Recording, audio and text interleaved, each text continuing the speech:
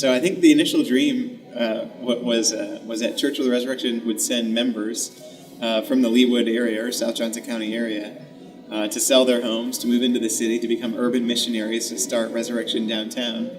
And when we moved here in July of 2009, what we found was a reality that did not match like the expectation.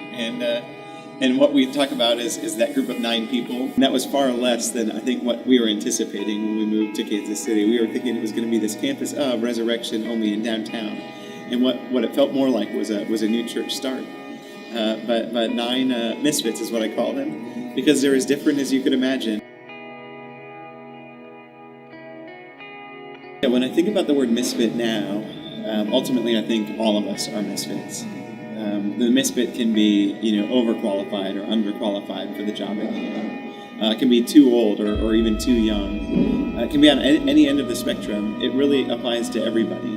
Because ultimately the work that God calls us to, or the mission that God calls us into, is this idea of bringing thy kingdom come here on earth just as it is in heaven. This mission that God has to reconcile us, one with each other, one with God, and one in ministry to the whole world. I mean, this becomes the mission. Jesus says, I've called you and I've equipped you to bear fruit that will last. He reminds the disciples of that, saying, remember, you didn't choose me, but I've chosen you.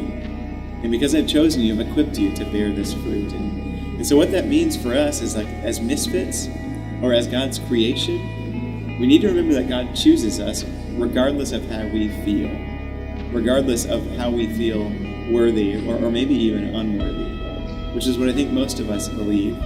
When somebody asks you, do you believe that you have the power to change the world? Most of us wouldn't say yes, because we feel too small or too inadequate or too something that might exclude us from that great call. But ultimately, what this mission that God has for us is this promise that we can do the things that God does, maybe even greater things, Jesus says, that we have the power to transform the world by the grace that God gives us. And so that's the mission, and the fact that we become the vehicles by which we can change the world, by which God changes the world, that's where the misfit comes.